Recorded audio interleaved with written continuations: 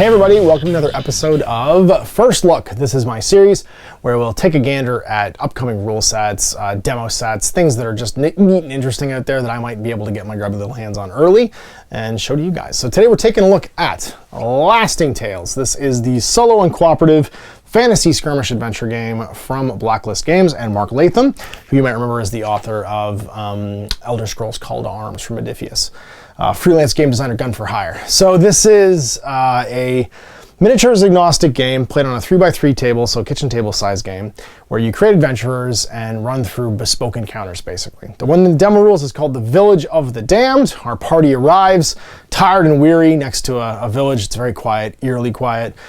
And of course, something goes wrong. And the DM basically is an AI. The monsters will follow a programmed script, and everything else is procedurally generated, like traps and treasures and encounters and stuff.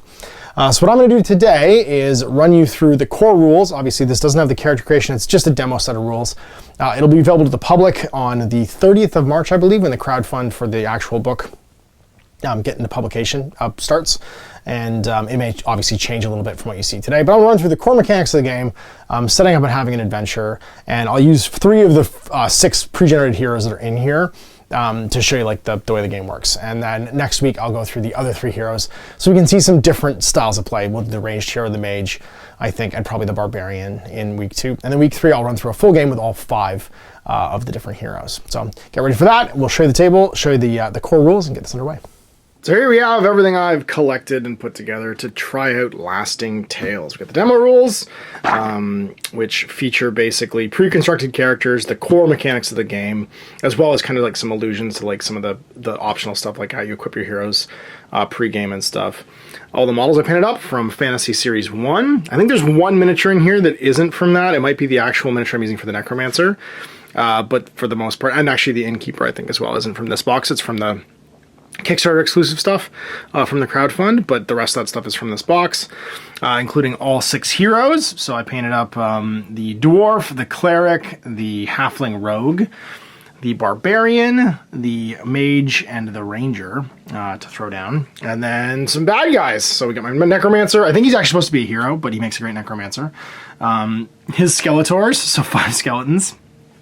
Some Banshees, 5 Banshees, and there was almost nothing you had to do with these Banshees. I just based them. Like, they actually come in a translucent plastic that fades to clear at the edges, so like, all that great effect is just done. Like, I did try washing one with a little bit of like, thinned down Azurman blue, and it didn't look as good as they did just by themselves, so I just dunked it in water and washed it off. Didn't need any extra details.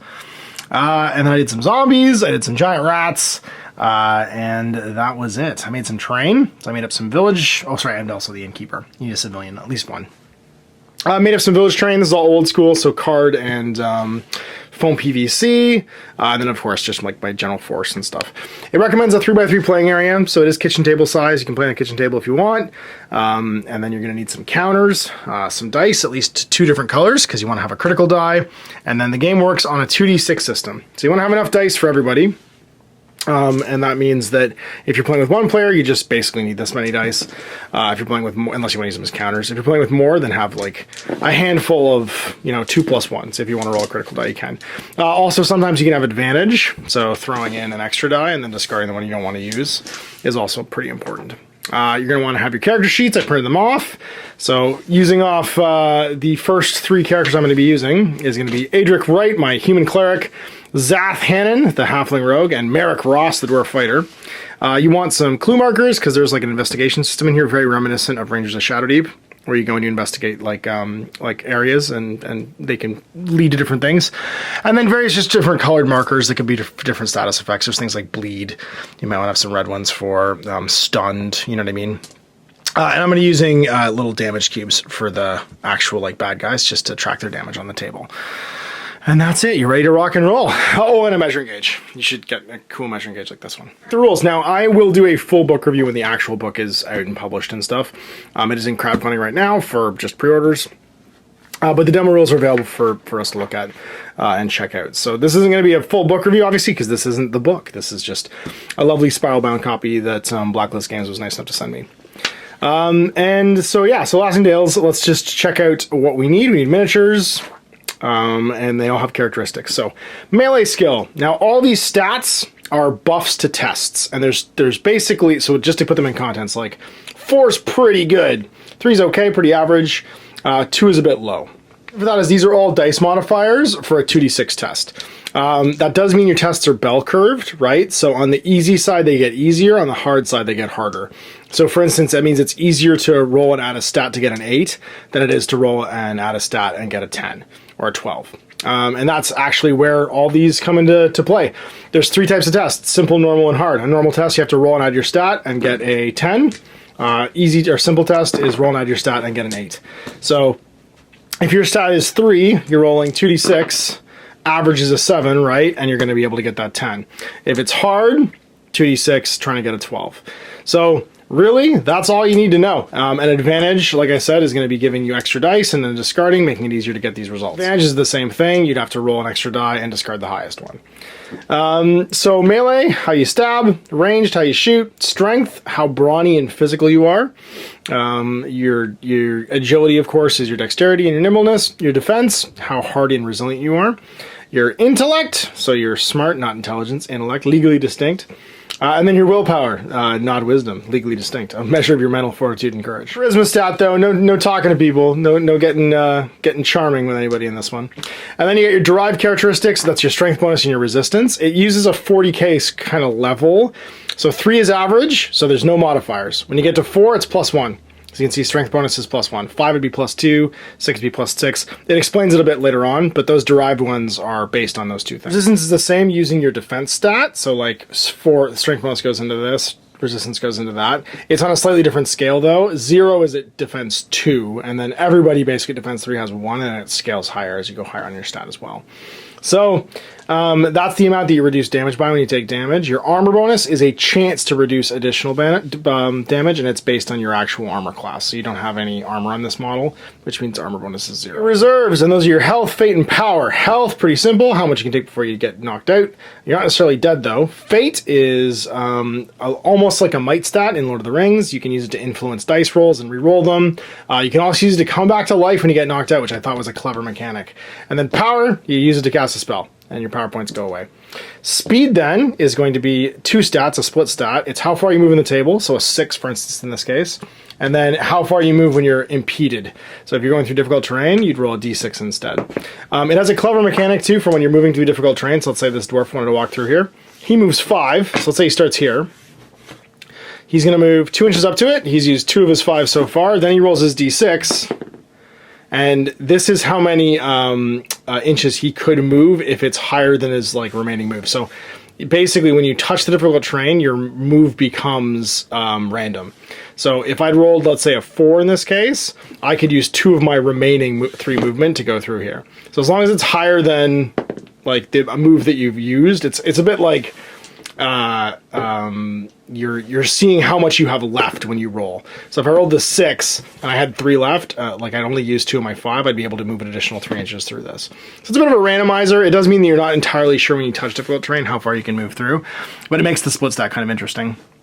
And if you start in contact with difficult terrain and move through it, you'll just move that many inches, right? So you just move 2. So I haven't used any of my movement yet. I climbed 2 into it. Dice, of course, using D6s, D3 and D66. Now you do actually later on in the game, in the scenario, need a D12.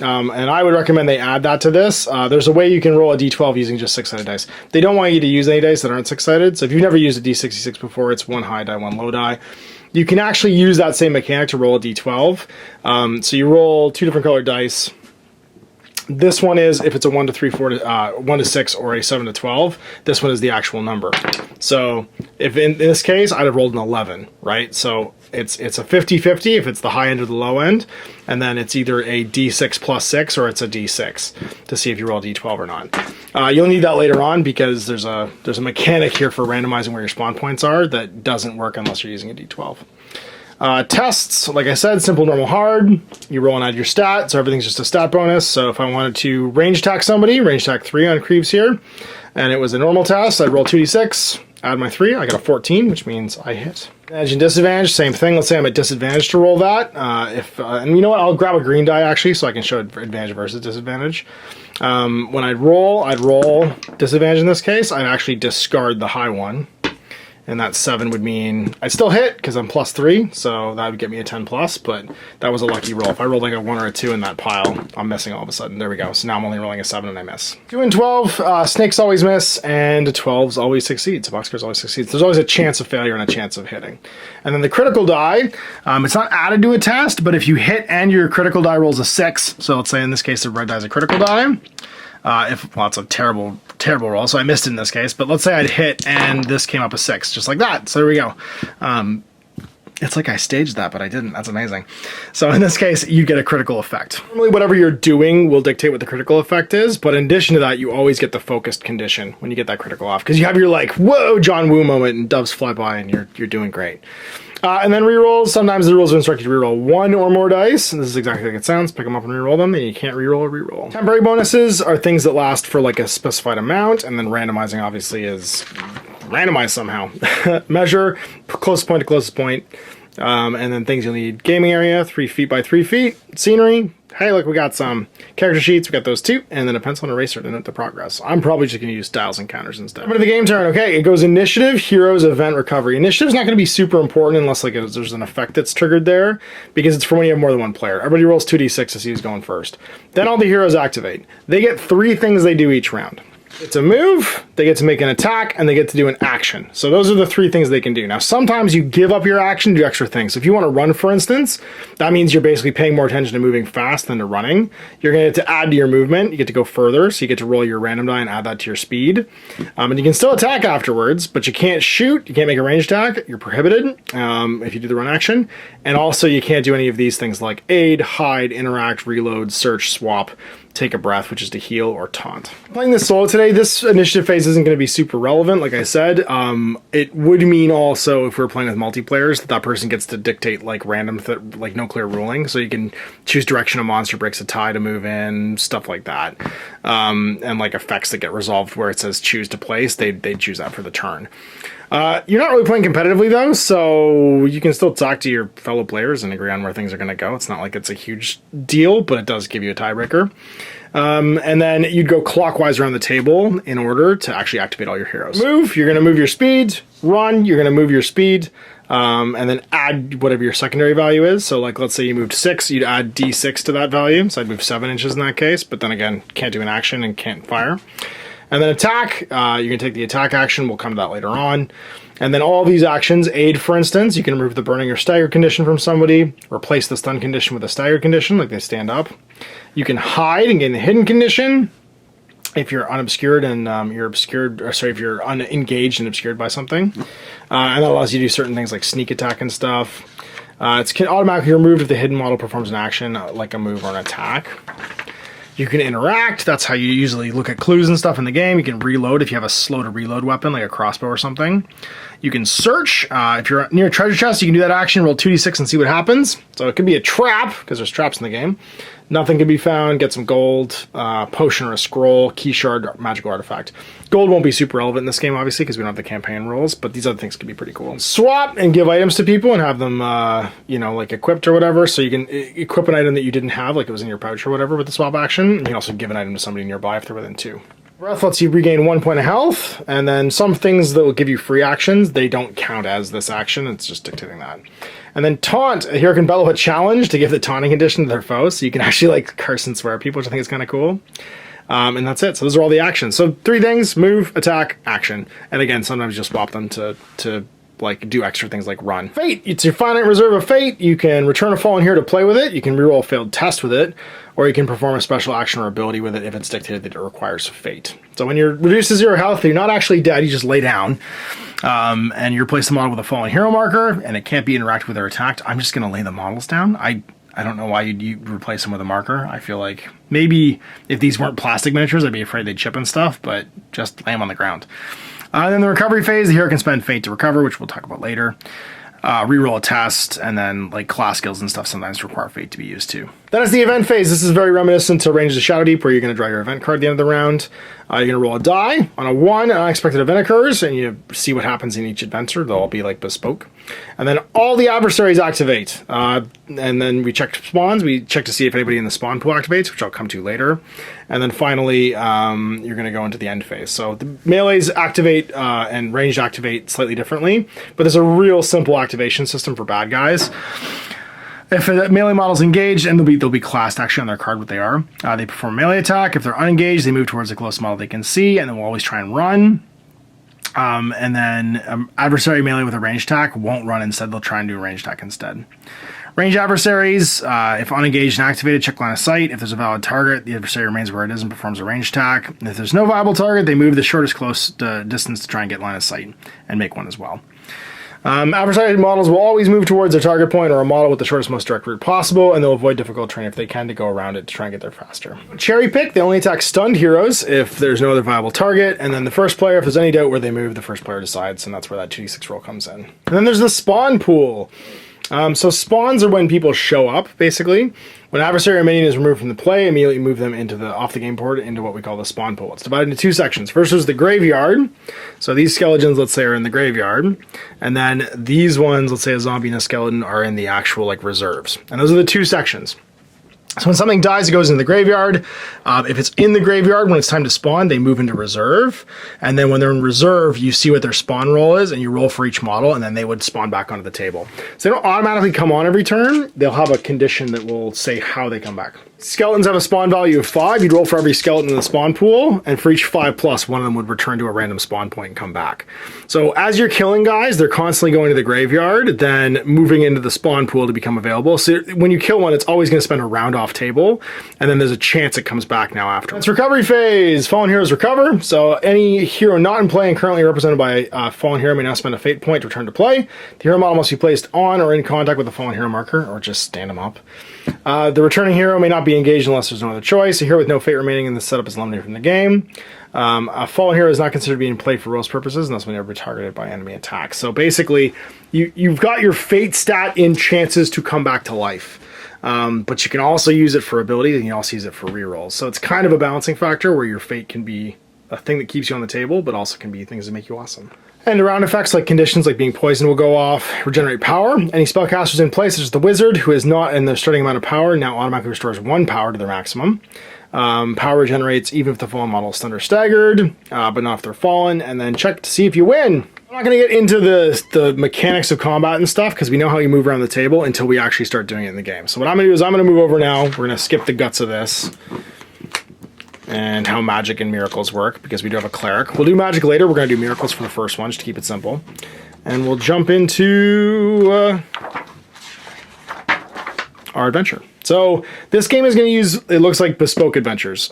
There doesn't appear to be a random generator for procedurally generating an adventure. It looks like they're all sort of narratively driven. So a menu of adventure types, but you'll be playing like a dictated kind of adventure, it looks like. And the one that we have in here is Village of the Damned.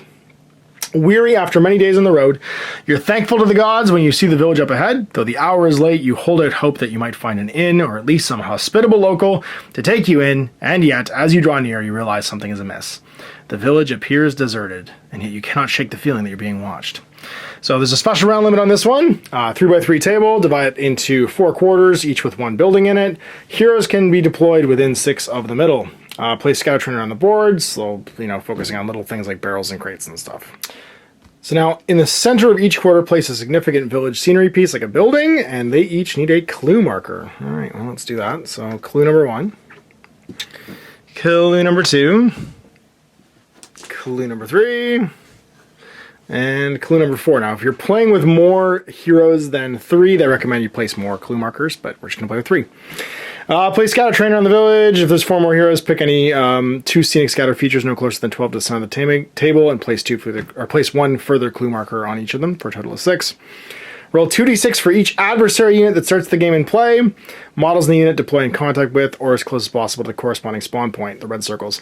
So you need to actually roll the d12, because you can't roll a 1 on 2d6. So We'll use the D12 method and figure out what our adversaries are. So choose any of the pre-generated level 1 heroes from pages 38 to 44. 1 hero per player, but if you're playing solo, you should play at least 2. I'm going to play 3. With 3 heroes, adversaries in play are 3 skeleton warriors and 3 banshees. Summarizing them, it's going to be 1, 2 to 3, 4, 5 to 6, 7, 8 to 9, 10, 11 to 12. So first one's going on 1. Be a skeleton over here. Second one is another skeleton going on 4. So 1, 2 to 3, 4. He'll be over here. Skeleton is going on 4 as well. So a second skeleton over here. Banshee, the spooky ghosts on 5. It's going to be in this wood. Something terrible happened here. Second one is going to be on, that's going to be 8. It's over here. And the last one is going to be on 12, which is way over here. So we got somebody on every side of the table. It starts in the middle of the table because we're trying to figure out what's happened. We've walked in this village and we're yelling hello and no one's coming out except for ghosts. Look at these heroes. First we have Merrick Rorst, my dwarf fighter. So he's got a pretty good melee of 4. He also has a special skill where once per activation he can add 2 to his melee stat with his signature weapon. So he's got a cool like armsman ability. He's a really good fighter. Then he's got his range 3, strength of 3, agility of 3, defense 4. He's a dwarf obviously. Intelligence of 3, willpower of 3. So pretty average stats except for defense and melee. He's level 1. His speed is kind of slow. He's 5, but D3 plus 2. He actually has a really reliable difficult terrain stat, which is kind of neat. 8 health, 4 fate. His resistance is 1, and his armor bonus is 2. So we'll get to that when we actually start taking damage. He's got a hand weapon, so it's a simple hand weapon. It's one-handed, does D6 damage. And his other ability is Stout. He ignores any speed penalties incurred by equipped armor. So he has light armor and a shield, which is +1/+1 to his armor bonus. And that's it. Zaphan, the Halfling Rogue. He's level 1, speed 6 plus D6, a high agility, and then 6 health and 6 fate. He's a bit squishy. 2 daggers that do D3 damage, and they're both offhand weapons, so you can make 2 attacks per turn, which is kind of cool. And a thrown weapon. You can throw knives, which means if you and they have momentum rule and hurl, so they get the bonus to damage if he moves. Got light armor for +1 to his armor bonus. And then Adric Wright, the Human Cleric. He's level 1 with speed 6 plus D6. All 3s except for his willpower stat, which is cool. 7 health and 5 fate. He has 1 resistance and 1 armor bonus for his light armor he's wearing. And then a hand weapon. But he is a... Oh, sorry, I should have mentioned the Zath's ability. Backstab. When performing an attack versus a model he couldn't see at the start of his activation, or if he begins the activation with the hidden condition, he gets plus D6 damage. He's like an assassin. Adric's abilities are adaptability. Once per game, this model may gain advantage on a single test. Decide before rolling the die. Priest, this model may begin with the commune, may use the commune action to perform miracles, and then his miracle is healing word. The priest or one friendly model within 3 in line of sight restores D3 plus 1 health. So he's my healer, which is kind of cool. And then to do a miracle, it's really simple. You just make a will check, a normal will check. So on a 6+ basically, you're going to get that off. And it can be an action to perform a miracle. So a miracle isn't a move or an attack. You can do it in addition to those things as your action. Before you get started, you get to give everybody a piece of adventuring gear. Now, nobody can have the same one, and everybody only gets one. But they're just cool little like magic weapon-y things. So we're going to give an ancestral weapon to my dwarf. It's a fighter, barbarian, and paladin only, but he's a fighter. Choose one of his model's signature weapons, and when this item's chosen, when performing a melee attack with this weapon, add +1 bonus damage, but any natural rolls of +1 is a fumble. So it's a cool weapon, and it does +1 damage, but fumbles if you roll snake. We're going to give the Eternal Lantern rule to, while the darkness rules are in play, this model may activate or deactivate the lantern as an action. When activated, the model counts as a source of light within a 3-inch radius. The bearer and all friendly models within light gain advantage to morale, because when it goes dark, you get scared. And then finally, for our cleric, we're going to give him, let's say, holy water, priest or paladin only.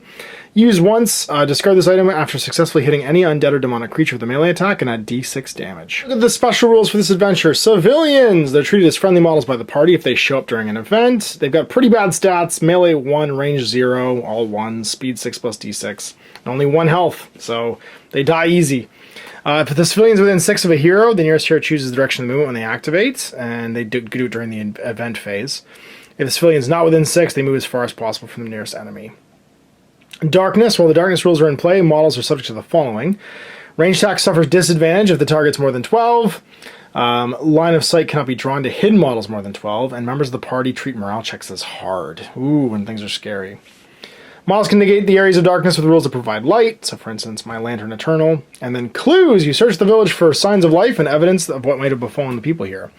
A hero in contact with the scenery piece with a clue marker may interact with the scenery piece using the intelligence characteristic. If there's more than one hero in contact, this test gains advantage. In the intelligence test is passed, the token's removed, and then roll a d6 to see what happens. When there's a booby trap, on a 2 to 3, the dead return, and a zombie comes out from the building. On a 4 to 5, there's d3 survivors, and on a 6, it's jackpot. The hero's found some abandoned treasure.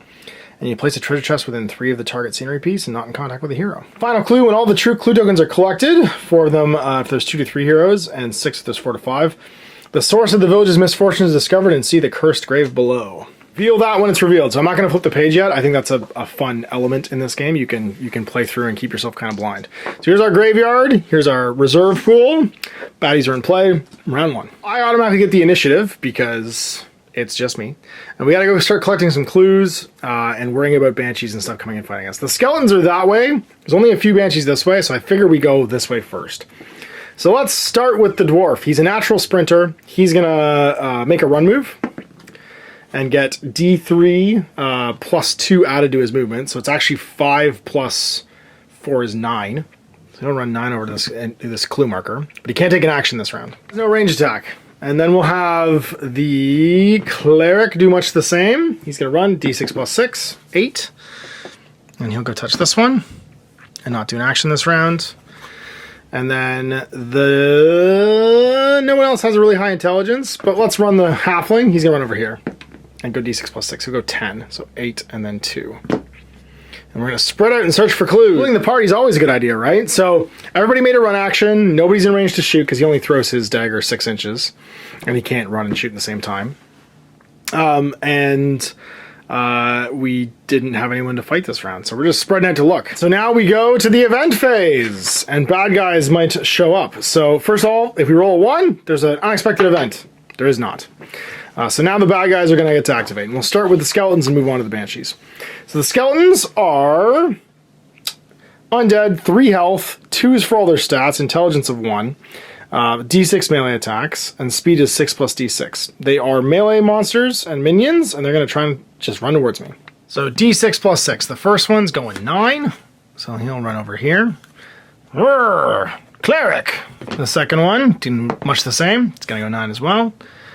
There's an 8-inch gauge, so just put it an inch away. And he'll run over here. Another skeleton, he's going to go 8, and he'll head towards the nearest, which would also be Alric. And he'll go to there. The skeleton's done, so that's the banshees. They have ranged attacks, so they're going to try and shoot me. The range of their weapon is going to be 8 at short range, and it's d6 plus 1 damage. Magical and Wail of the Banshee. This attack ignores resistance, however the target deducts their current will from the rolled damage. If the target takes any damage, they must make a morale check. Nearest in this case is Zath the Halfling, and she walks 6, and I think that will bring her in range. Range is 8, so definitely in range, so she's going to scream at the Halfling. It's going to be range attack. Choose one of the model's range attacks, so the scream. If the model has no range weapon, it can't perform one. Choose a target within range and line of sight, so both are, in this case, accurate. Make an attack roll. This is a range skill test, so her range skill, I believe, was 3. Then you also have to roll a critical die alongside the attack roll. Roll the damage listed for the attack, deduct the target's resistance, in this case it's willpower, and deduct the damage points from the target's health reserve to a minimum of 0. 3, so trying to hit, it's in short range, which means it's not hard, it's a normal roll. So it needs a 7 plus, that's a 6, so that's a miss, and again, no critical. Much the same over here, targeting the closest model. Moving forward, this Banshee comes to scream. Also inside of 8, which is short range for the scream, and that means it's not a simple test, but a normal test. Rolling a critical die. So that's plus 3 is an 8, doesn't hit the 10 required, but it would have been a critical if it had landed. And then last but not least, this one. Now they are ethereal, meaning they ignore difficult terrain, just walk right through it, even from area terrain, and she'll scream at Adric. Short range. That's going to land, but not a critical. So landing that damage now, 9 plus 3 is 12, needing a 10. It would even hit it if it had a long range, which it doesn't. And that does a damage roll, which is d6 plus 1, but in this case, minus their willpower. So d6 plus 1, so 7 minus their willpower. That's going to leave 4, so 3 damage on Adric. He's got 4 health left. So he'll take 3. Bam, bam, bam. We would spawn, but no bad guys are dead, so nothing moves from the graveyard into the spawn pool, and we don't do any spawn checks. And then recovery phase. Fallen heroes recover, nobody's fallen. No end round effects right now. No power to regenerate, and the victory conditions haven't happened yet. We're into turn 2. Well, let's do some stuff. The thing is, the move, attack, and all that is in any order I want. So we're going to start off in this case with my action. We're going to have, I think, the Dwarf. We're going to have Merrick go, and he's going to make an intelligence test to try and search this like building. Knock on the door, seeing if anyone's home, yelling for help. He needs to roll a 7 here. 36, trying to make this intelligence test, 7+, a normal test. He passes. So we get to remove this marker and see what was in the building. D6, and it's a 5. Survivors. How many? 1. Of course, the dwarf immediately finds the innkeeper and says, "Have no fear, civilian. Help." All right, so he uses his action. That means I can't run this turn, but I could go try and help fight. And I think we're gonna consolidate left if he makes his test. So I think he's gonna move his 5 and just go try and soak up some fighting here. Because the cleric can also move backwards. He's just going to head this way. Stay within 6 too, so that he can direct the civilian. All right, well, it's much the same. Halfling, you're going to, Zath, you're going to try and search this building, see who's inside. Failed his roll, because he's only intelligence 3. So I think we spend a fate down to 5 to re-roll that. And we got it. Another clue investigated. We investigated the building. So let's see what's inside. It's... oh no, a trap! D6 for the traps. The final rules, the environments will have their own unique traps. For now, there's just one trap table, so let's see what it is. 2, a pit trap. A yawning pit opens up beneath your feet. Center a suitable marker, approximately 40 millimeters big. Under the model represent the trip. The target model and any model partially touched by it must pass a hard agility test or fall. Any model that falls in the pit takes D6 damage adjusted for resistance. If they survive, they're removed from the board, but they're not a casualty. The model must use its entire move next activation to climb out. He fell in a pit. Oh no. He's agility 4. He has the best of agilities. Let's see if we can pass this. 12+, adding 4 after roll. Hard 8. We did it! Off the halfling. He just manages to duck out of the way. That was lucky. So he can move 6. I kind of want him to throw a dagger. So he's going to move 6 back and use his thrown weapon, I think. He has hurl and momentum. So he'll move first. He just wants to stay within 6. Head to there. And hum a dagger at this banshee. He would get his strength bonus if he had one on the damage for this because of hurl, and then momentum, he could run and still throw it, which is kind of cool. But he wants to stay in range, so he's just gonna make a normal move. So he's range 3. It's short range because it's within 6 and only has a short range, and that means it hits on a 7. Got it. Roll a critical die because it's a range attack. No. He's a resistance 1, and the ethereal also means they reduce all damage by another 1. So it's D6 damage. They only have 5 health. So 4 minus 2 is going to be 2, and that means this one has 3 left. And it's just Adric. Adric, you're going to search that one. We've gotten 2 out of 3 so far. We almost fell in a pit, though, which was terrible. You are intelligence 3. Let's see if you can do it on a 7. Nope. Fate, reroll it. You got it. All right, let's see what's in this one. Good. Yeah, that looks good. I think that's treasure. Joking within 3, but not within... contact of a hero. Let's put it right there. Something hiding behind this rock. That was his action. He can still run. He's going to run D6 plus 6 towards the other one. He'll run 12. So he's going to go 6 and then... do we want to... yeah, we'll go 6 over to here. I'm just going to walk back. Consolidate. Because we're not feeling great. It's all done, so it's bad guys. We'll start with closest. So over here. This one's already in range to scream, so it's just going to sit still and scream. To roll that 7 again, cranks it. Uh-oh. So unfortunately, Zath is only willpower 3. So D6 plus 1, 3, minus 3 though, no damage. This one does much the same thing, back towards Zath. And screams at him. Hits, no critical though. And it's going to be D6 plus 1 minus his 3. So 1 more damage. One's already in range of Merrick. So it's just going to scream at him as well. Hitting on a 7. Whoa, cranks the critical. It's an extra D6 damage, so 2d6 plus 1 minus his willpower of 3. So 7 minus 3 is 4 damage. Ooh, he's only got 4 left. That was an extra good scream. They said bad things about his childhood. Here come the skeletons. The first one is going 8. Just heading towards Merrick.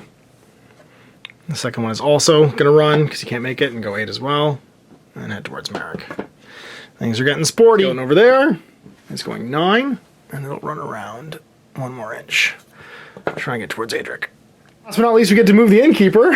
He'll move his 6. Just run towards the heroes and try and stay safe. Please don't let me get eaten. Turn 3. Alright. Do we get an unexpected event? Can I find a 3 on a d12? No. Unexpected event. No. 1. So new turn, the heroes get to go again. Well, the Banshees are terrifying. I don't feel great about them at all. I think... do we want to do that? We go with the Cleric. We need to get this last thing investigated, but I think we need to heal up a little bit first.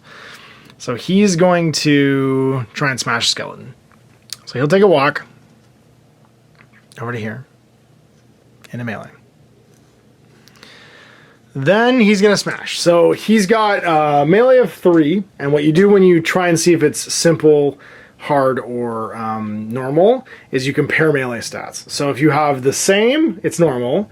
If you have better, it's simple, and if you have worse, it's hard. They give you this nice, very familiar looking chart to do so. So for instance, melee on Adric is 3.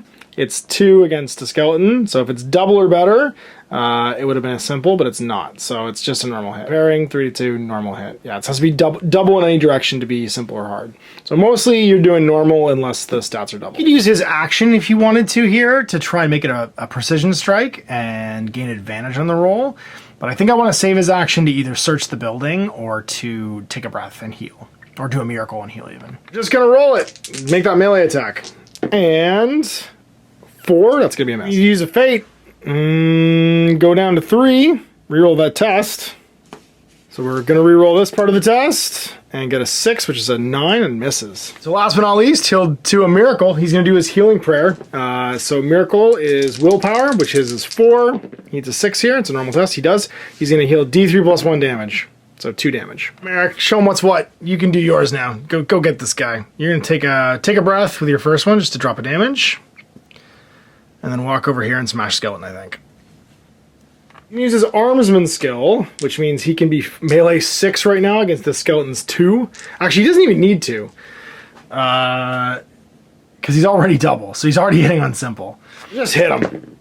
You don't, because that's only a 7. Yes, you have to re-roll, because we need to kill something here.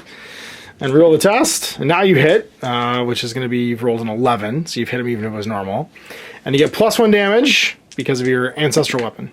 So that's going to be d6 plus your strength bonus, which you don't have, is 5 damage. Resistance on a skeleton is 0, but he has 2 armor, so armor comes into play now. And this hasn't come into play yet because obviously we've been just dealing with Banshee Screams that ignore it. So whenever you have a point of armor, you roll a d6. On a 5+, it adds to your resistance. So no bonuses there. So he's just going to take 5 damage. He only has 2 health, and he goes in the graveyard. So he's 3 health, he goes in the graveyard. Bam. It's him done. And then I think we do our throwing stuff here. We're going to throw our dagger. So we are ranged 3, which means we need a 7. Roll for a critical. We got it. And that's going to be d6 damage. Sorry, d3 damage? Yeah, 6 damage. So 6 damage, minus 1 is 4. That's going to kill that Banshee. And 3 left, and it'll go in the graveyard too. Take a breath to heal that damage. And move over here, I think. Try and keep the civilian safe from that Banshee, because otherwise he's going to get eaten. Bonuses, I think, for the civilian surviving, but I feel like it's appropriately heroic to try and have them do so. He's good to go. Skeleton first. Actually, we'll just start with the melee one. He's a melee monster, so he just attacks. So he's melee 2, which means he's worse, but not twice as bad. So he's going to hit on a 7. Sorry, an 8, actually. So he'll hit, but not a critical. And he does d6 damage with his sword. 4. Resistance down to 3, and then he's got 1 point of armor. So on a 5+, no. So down to 3. 3 more health. On Adric. Adric has 8? No. Adric has 7? Yeah. So he's got 3 left. There's Merrick. Now it's going to be hard for him to hit there, so he has to roll a 10. He has 12+ to do this. So it would have been a critical, but he didn't get the high enough dice roll to actually hit him. And then it's Banshee time. They're just going to start screaming. So screaming at Zath in range. Needs a 7. Misses. And then screaming at Zath, or at Merrick. He hits, but not a critical. Or say she hits. D6 plus 1. So 4 minus his willpower of 3 means 1 damage, but ignores his armor and resistance. Did we get an unexpected event? We did not. So end of round now. The civilian could move and just like continue to huddle. I think he'll go over here, just like try and stay near the humans who are alive. One human who's alive. And so it's end of round. The graveyard shifts into reserve and could potentially respawn. Turn 4. All right, things are getting spoopy. Let's see. By turn 7, if we haven't found all the clues, the bad guy, the boss arrives automatically. So let's see who wants to go first. I think Adric wants to go first. He's going to use his special ability, adaptability, once per... Actually, sorry, no, he'll just use his action, I think. No, don't use your action. Just hit him. You can just hit this guy. You can hit him. You're fine. You're not great, but you're okay. Try and hit him. You needed 7. Oh my god. We'll use a fate. Down to 2. I don't know a lot left. We're not coming back a lot if we don't do this. We fumble. He can at least try and heal himself. And he fails. He needed a 9. 10, sorry, that was only a 9. So he stays in melee and doesn't kill that skeleton. We go with Merrick now. Merrick's going to take a breath with his action. Then he's going to hit. He is using he'll use his armsman ability, so he's dealt. Well, he doesn't even need to. He just hits. So that's going to be an 11 and a critical, so 2d6 damage. So 3, 4 because it's a ancestral weapon, and then he has 2 armor. He makes 1, and that's going to be 4 damage, goes back down to 3, but that's still enough to kill him. He goes in the graveyard. Walk. You took a breath already, so you can't run and be near this treasure to search later on. It's just you, little halfling. You've been getting all the kills. The human's not doing great. The dwarf and the halfling are doing awesome. So he's going to hum his dagger over this way. And 7 will hit, but no critical. And the damage roll is d6, 2, but it's resistance 1 and ethereal, so no damage. Still run and shoot, so he's going to run and go 12 and be like, peace out. But he can't do an action, so he'll be over here. Oh, no, he still wants to be closer. It might miss. Keeper might live, you never know. So... Still, actually, he will actually, unless there's no one else in range, it does attack a hero. So it moves toward, attacks, screams at the halfling, and misses. Didn't matter, either one. This one will move forward and just try and get in range. It must be with an 8. An 8 now. Take a shot. Misses well. Needs a 7. The skeleton attacking Adric. Hits, of course it hits. D6 damage. -1 for resistance, and then his armor blocks the other one. All right, well, the innkeeper moves and goes, this was my house once, it's full of zombies now. Phase, do we get an unexpected event? We don't. 5, we're gonna check for spawns now in the spawn phase. So for the Banshee, its spawn is plus. It comes back. Where does it come back? Again, I know I have a D12. I'm doing the makeshift D12 just to show how it works. So 8, which would be 1, 2, 3, 4, 5, 6, 7, 8. 1, 2, 3, 4, 5, 6, 7, 8. Over here. There's ghosts. Skeletons are spawning on 5s. This one doesn't come back, and then the graveyard shifts over. Okie dokie. Well, who wants to go first? Dwarf. Do you want to search this treasure token and then go smash this Banshee? Yes, you do. I totally forgot that when I take damage from the Banshees, I need to take morale checks. I think he got hit by one, and so did he, or was that from a skeleton? That might have been from a skeleton. Morale check is fine, and for the halfling, he was also fine. So it didn't matter. The shaking condition if he'd failed, because the spooky screaming of the Banshees freaks you out if you take damage. All right, so using his action, Merrick's going to interact with the treasure. Let's see what he finds. 2d6 table. 7. It's going to be D6 gold plus a potion or a scroll. Potion doesn't need to be equipped to use. They can take an action to use, but then get discarded. Scrolls don't need to be equipped to use. Simply record them. A scroll contains a single spell which can be cast by the bearer as an action, even if they can't cast spells. Cool. Let's see what we found. Something good. 7. Potion of Battle. Model gains extra 6 plus 1 till the start of the next activation. You can make more than one attack. Potion of Battle, aka Dwarf Ale. His action. Do we go save the human? I feel like we just go save the human. He's used his action. He could walk over there and just punch it. 5, so he's just gonna walk over there and punch us and be like, "Be gone, skeleton!" Poor Cleric just can't do anything apparently. So he's double again, so it's gonna be a simple roll. Needs an 8. That'll do it actually, that still hits. And then it's D6 plus 1 damage. So 3 minus his resistance of... Oh, he doesn't have resistance, just armor. So if either of these are 5 plus, he lives. Ah, he's got 1 health left, takes 2. Alright, Adric. just beat this guy up. You want to use your miracle after this, so you're just gonna hit on a 7. You got him. D6 damage with the Warhammer. Does 5. Even with the 2 armor points, doesn't resist it, and he gets killed. In the graveyard, he'll then use his action for a miracle. Try and do some healing. Gets it off with an 11, and he'll get D3 plus 1 to himself. So 3. Heals 3. Got 1 damage left. Halfling, you're gonna use your action to search, and you gain advantage right now because there's more than one friend in contact with the building. Intelligence. We'll drop the 2 and keep the 5, so it'll pass. What's inside? Uh-oh, traps. Kind of trap. A 3, which is grasping hand. No, wait. Swinging flail. A huge spike ball on the end of a long chain swings at you from the shadows. The target model suffers D6 damage, adjusted for resilience. If the model takes damage but isn't removed, it gains staggered. Oh no. So D6. He's resistance 1 with armor 1. So he takes 5 damage. Blam! Someone just clubs him in the face. So in the end of his activation, he'll gain disadvantage on all of his rolls. So he's at disadvantage right now to throw his dagger, which he'll do though. Throw that dagger. So the disadvantage die will be the red dice. Actually, we'll just roll all red dice, and then the critical die will be green. Try and throw a dagger here. So you discard the high one, and that's a miss. The Cursed Grave appears though, because we found the last thing. You'll need a spare token or gravestone model to represent the Cursed Grave. Grave is discovered, place it anywhere in the gaming table, no closer than 10 to any hero. The Necromancer is placed in contact with it, and D3 zombies are placed within 3 inches of the Necromancer. From this point on, at the end of each round, you must discard 1 clue token. The game ends automatically when the last one is discarded. The dead overrun the village and drive you out. To consecrate the Cursed Grave, the hero must interact with it by taking a will test. If the darkness test is not yet in effect, gain advantage. So the sun's still up. The sun goes down at the end of round 7. So we have 2 rounds to do this. It has health equal to the number of heroes plus 1, so it has 4 health. If the will test is passed, the grave takes D3 damage. If there's no other way to harm it, if it loses last health points from playing, the game ends in victory.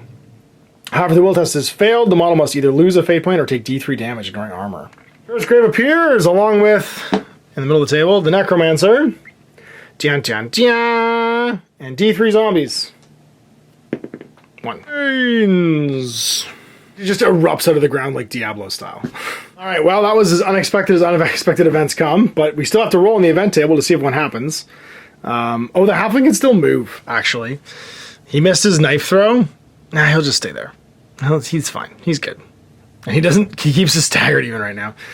I guess he could move towards the grave. He'll move over here. He can move 6. Phase, do we get an unexpected event? We don't, because, a Necromancer just spawned in, so that's bad. And the bad guys go. So this guy is going to just get screaming at, so it'll be a scream test on a 7 with a crit die into Zath from that Banshee. That will miss, because it needs 7. This one will try and gain line of sight, but can't, so it's going to run, actually. And not shoot this round, so it's going to go 10, because it can't get line of sight to the closest, so 6 and then 4. And now I can see for next turn. Also want to try and get into range and go 10. So 8 and then 2 more. Zombie will run towards Zath. Actually, he doesn't even need to run. He can just move. He's speed 3 plus D3, so I think it was 4 inches right now. And then he is melee 2, strength 2, agility 2, defense 2. He's basically a slightly less good skeleton. Gain mob up if you... they have the Shambling Horde. They gain mob up if they... have a lot of them next to you, so he won't quite make it but get to there. That's the Necromancer. Health 5, melee 2, range 2, strength 3, agility 3, defense 3, intelligence 4, willpower 4. He's a ranged character with speed 6 plus d6. He is preferred environment, any. Special necromancer. The first model with the undead keyword and spawn in each round will spawn in contact with the necromancer if possible. However, when the necromancer is removed as a casualty, no more zombies can spawn in this game. And then the apprentice necromancer must activate before any other adversary. Whoops, sorry, should have done that first. And then roll d6 to see what he does. Yeah, does a 6. Vengeful Dead. All undead adversaries within 6 inches of the necromancer gain extra strike until the end of the round. Sweet. Well, it didn't matter because it was ranged attacks. Zombie didn't make it, but he will try and blast. So he's just going to stand still and do a ranged attack, which is magical. Spell. This attack uses intelligence instead of range. So he's going to hit with 4. Now he is in cover. We'll give him disadvantage. So we'll use green for the crit die and then disadvantage on the roll. So it's 4. He's in short range, so he needs a 8. So disadvantage, he's going to have to discard that, but that's an 11, that'll hit, and it's a critical. He's actually a player character. Getting a critical on a magical attack would actually allow him to restore a power point too, because he's so masterful in his abilities. It means also that because this is a magic attack, it doesn't gain a bonus damage dice, just a normal damage die. 6 damage.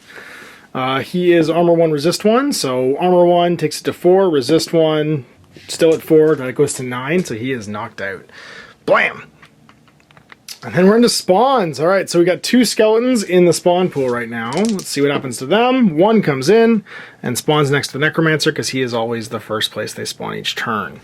Also going to spend a fate point off Zath to recover, so he's going to come back. Now, it doesn't actually specify how much health he comes back with, so I'm going to assume he comes back with 1 health point remaining. Now, obviously, that will be in the full rules. It just says you place him back as you spend a fate point. And he had fate remaining, so he comes back with technically 0 health right now, but you can't be at 0 health and be on the board, so I'm going to assume he heals 1 and comes back. Round 6. The graveyard shifts over.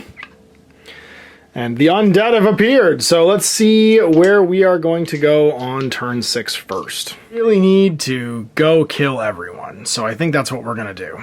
So we're actually going to start with, I think, Zath. He can't run, use his action. And we're going to be surrounded if we don't kill these guys. So I think what we do is we try and assassinate the necromancer. So he's going to run. Yes. He'll run 4, so 10. So he's going to go 6 and then 4 more around here. Get on the grave and then hum a dagger in this guy's back. It'll be a disadvantage, but he'll lose the stagger at the end. So disadvantage is the red die. Actually, we just rolled 3 dice. Disadvantage. And he is in short range, so he needs a 7. So, misses. Uses a staggered now, which is nice. All right, Dwarf, go get him. You're going to charge. You need to go fast. D3 plus 2 plus 5. So D3 plus 7, basically. So that's going to be 9. So he's just going to charge through and head to here. But blam! And fight this Banshee. Use your melee mastery so that you've got a simple attack here. And you'll hit with a 7. No, actually, it's a 10. You only need an 8. 6 plus 1. It is a magical weapon. Your heirloom. So 4. And it is resistance 1. And I think it was magical. Not magical. So it'll reduce by 2. So it takes 2 damage from 4 because of resistance 1 plus being ethereal. All right, Adric, go crush it. Walk over there. Take a walk. Make a swing. Needs a 7. Missed. Oh, do we fade it? How much fate do you have left? You only have 2 left. What? just try and smash. Now we got him. Sweet. So that's going to be D6 damage. And not magical. So that's going to be... I could use my holy water. I think I just use my holy water right now. And that'll kill her. Because it's not reduced. Into the graveyard. And then I'll use my prayer. Try and heal the dwarf. Merrick, I heal you. I don't. Oh, Adric, you're terrible. So it's all the heroes finished now, and it's monster time. He's going in. I'm going to attack. Needs his 2d6 roll. See if he hits. Brains misses. Needed a 7. Sorry, the necromancer goes first. What am I doing? 3 this time. Flea Vigor, all undead within 6 of the necromancers gain plus 3 speed until the end of the round. Sweet. Not that it's super relevant. This one's going to go into, I'm thinking the dwarf, because it's the shortest distance. Hitting on hard, needing 12s. That'll be an 11 and actually still miss. And then Banshee the first. We'll just sit here and scream. and get a 12. That'll hit, not a critical though. Minus his willpower of 3, no damage. This one will go into the halfling. And this as well, needed a 7. Oh, sorry, the wizard needed to attack, actually. So, ranged wizard starts trying to shout spells. He's in cover, though, so it'll be a disadvantage. And critical die. That will definitely hit, though. So, d6 damage.